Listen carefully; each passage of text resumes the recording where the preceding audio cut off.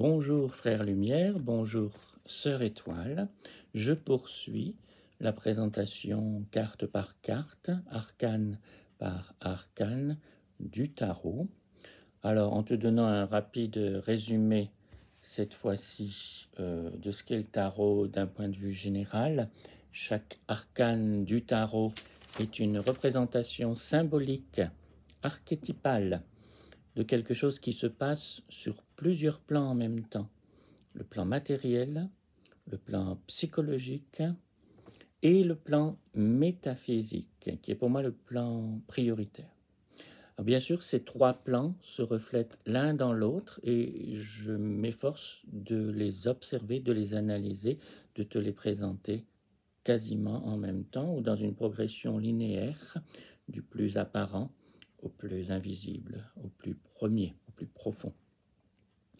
Alors aujourd'hui, nous étudions la carte du battleur, puisque dans la vidéo précédente, il était question de la carte du fou, du mat. Ici, il s'agit du battleur, ou également appelé le magicien.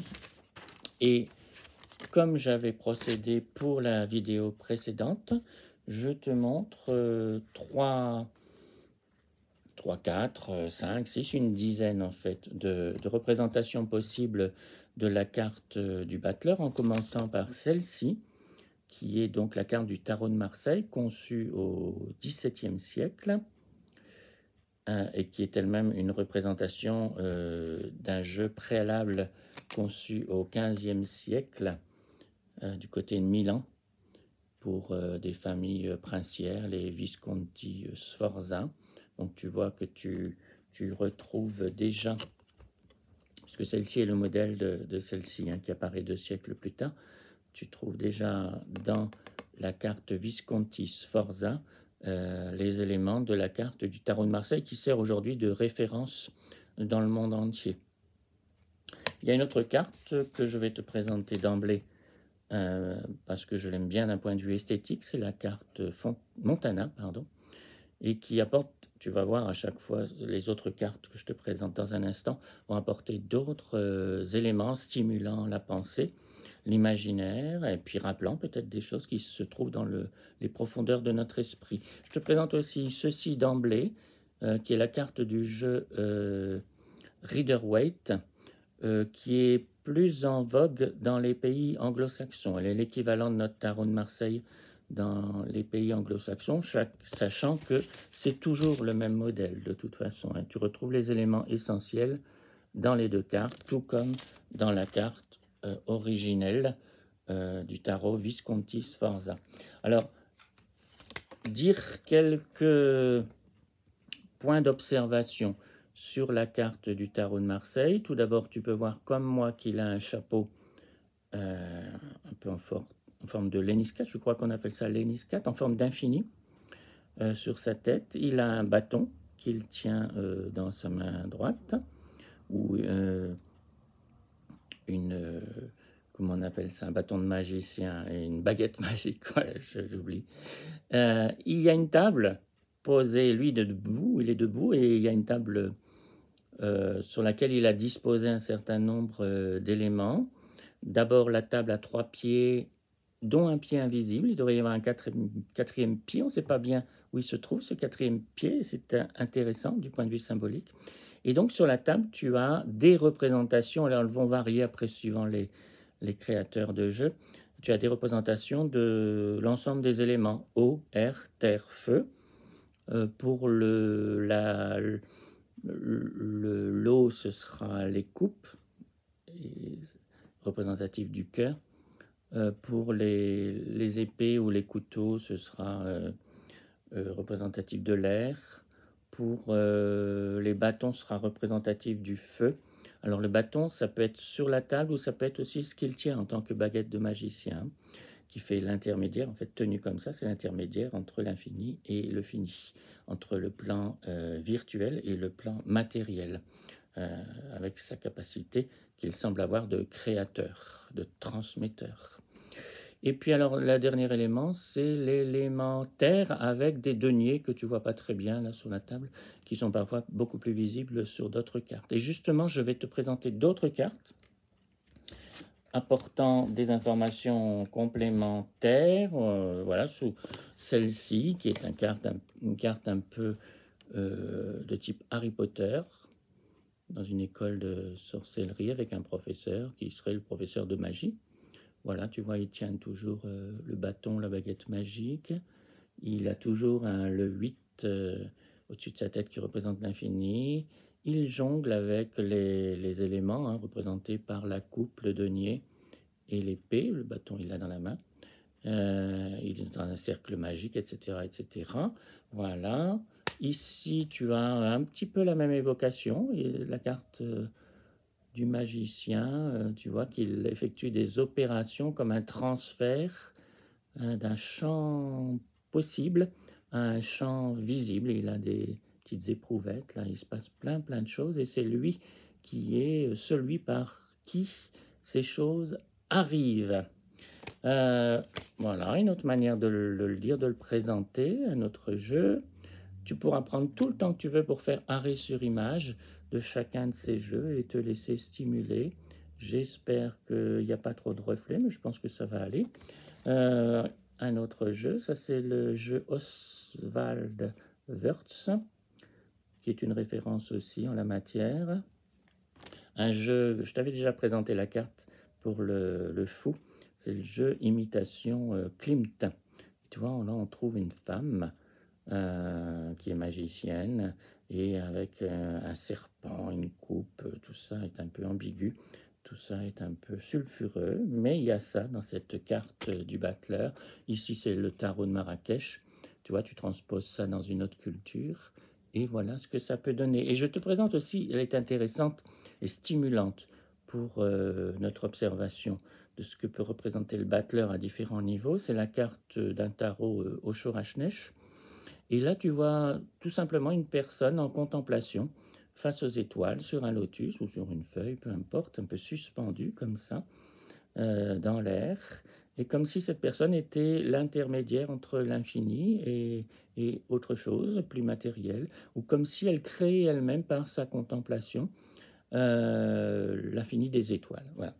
Alors, le battleur, pour t'en donner une définition sur laquelle j'ai travaillé à partir de beaucoup de sources, peut être envisagé comme un saltimbanque, un illusionniste, un bonimenteur, un alchimiste, un escamoteur capable de faire apparaître et disparaître les objets. Il dispose sur sa table de la représentation symbolique de tous les éléments. Souviens-toi, voilà, je te remontre. Dont il peut élément faire l'usage qui lui plaît ou l'usage qu'il peut en faire.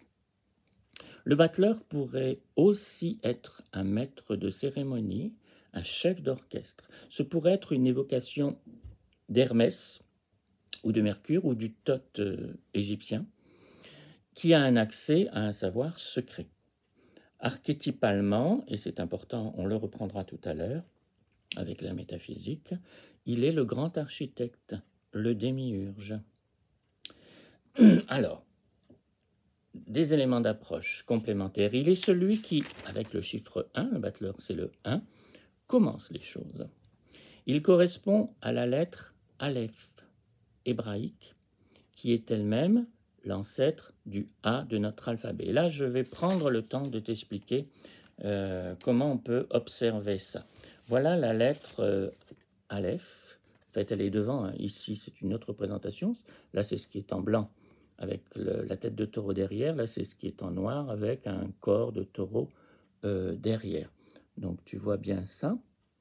Eh bien, il y a un vrai rapport entre le Alès, la lettre hébraïque, et notre A, je vais te montrer, actuel, et le taureau, puisque chacune de nos lettres d'alphabet s'origine d'une progression chronologique qui part d'un hiéroglyphe égyptien,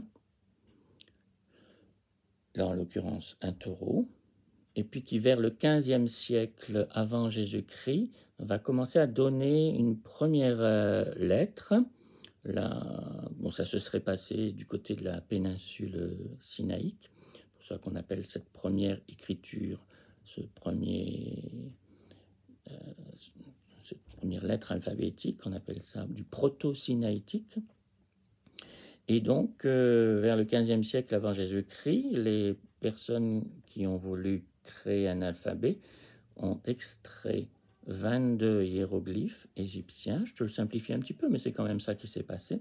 Et par simplification, stylisation, on produit une lettre du proto-sinaïtique. Il y a donc la lettre hébraïque, puis il y a au fil du temps, dans la chronologie et jusqu'à nous, il y a eu le phénicien, puis le grec, puis le latin, puis notre lettre à nous. Alors, je te montre comment du hiéroglyphe égyptien d'origine, c'est ici, je te montre d'abord comme ça, voilà, ici tu as un taureau, puis ici tu vois que le A il est dans la tête du taureau, représentant la tête avec les cornes, et puis tu vois ici par exemple que le A va basculer, puis il va encore basculer jusqu'à donner notre A à nous. Je te le représente encore. Voilà, je ne sais pas si c'est bien lisible, j'espère, on va voir.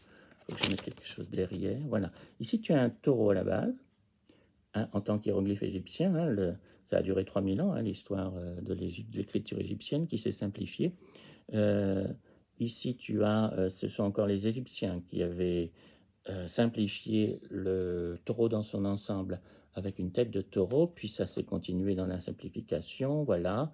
Là, hop, on n'a plus qu'un rond et les cornes qui apparaissent, et puis la tête, elle va n'être plus qu'un trait avec les cornes au-dessus, et puis le trait va rentrer dans les cornes, et puis ça va basculer sur le côté avec ce A sur le côté, puis notre A à nous, où les cornes, en fait, elles sont inversées, elles se retrouvent en bas. Mais au départ, c'est toujours la représentation du taureau, et puis des cornes du taureau, de la tête et des cornes du taureau. Alors il faut savoir que le taureau, dans la civilisation égyptienne, puisque ça part de là, représentait l'énergie et la possibilité de canaliser l'énergie, de la mettre en œuvre, voilà, pour obtenir quelque chose.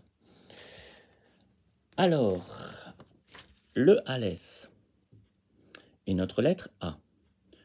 Dans le Alès et notre lettre A, se trouve l'inconscient d'image du taureau. À la fois le taureau indompté, image de chaos, du chaos, et qui devient le taureau apprivoisé, symbole d'énergie créatrice dirigée. Alors je te parle en même temps en fait de la lettre A et du battleur parce que l'un répond à l'autre, l'un est codépendant avec l'autre. Alors la tête du taureau représente ce qui est en avant et les cornes permettent de capter l'énergie, de rester relié. Là tu vois la lettre, telle que je te l'ai présentée, je te la remontre, hop là, elle est en noir sur le fond du taureau. Alors, la tête et les cornes qui permettent de capter l'énergie, de rester relié, comme le chapeau avec l'infini et le bâton du battleur représentent la même chose. Et il y a une ambivalence et un équilibre incessant à opérer du taureau indompté au taureau dompté. C'est une idée aussi qui se retrouve chez le battleur avec sa capacité à canaliser l'énergie créatrice et à ordonner et utiliser les éléments à sa disposition. Voilà, j'espère que je ne suis pas trop brouillon, mais ce n'est pas grave non plus parce que tu peux arrêter la vidéo, la reprendre. L'important, c'est que cela nous amène sur le chemin métaphysique qui est le chemin le plus important pour moi. Et cela nous amène à envisager la dimension métaphysique que reflète la carte du battleur. C'est le courant miracle, encore une fois, qui nous servira de fil conducteur central pour évoquer ce qui s'est passé en l'origine du temps et de l'espace, et qui se passe encore à chaque instant présent, derrière ou à travers les apparences. Quand nous nous sommes séparés de l'unité, nous nous sommes trouvés disposant d'un matériau infini de possibilités que la physique quantique appelle le champ quantique de tous les possibles. Ce matériau, issu de la liberté et du pouvoir de notre esprit, de nos pensées, s'est ordonné selon la volonté, l'objectif, le désir, le souhait que nous émettions. Nous étions alors le démiurge, c'est pour ça que je t'ai parlé du démiurge tout à l'heure, du grand architecte. Nous étions alors le démiurge, le seigneur d'un monde que nous créions selon un choix d'apparition spécifique. En fait, nous voulions être le héros d'une histoire singulière et nous l'avons créé à partir d'un scénario d'abord imaginé, puis la pensée est devenue énergie et l'énergie est devenue matière. La physique quantique dirait que sous notre intention, la fonction d'onde, c'est un terme propre à la physique quantique, la fonction d'onde d'infinie virtualité et d'information, s'est réduite. On appelle ça le collapse du psi, mais c'est un terme très technique. La fonction d'onde s'est réduite et a fait apparaître à nous le monde singulier de notre expérience. Un tour de passe-passe de l'esprit fait qu'aujourd'hui, nous ne nous souvenons pas que c'est nous qui avons fait le monde, dont nous pensons être le sujet, alors que nous en sommes le Seigneur.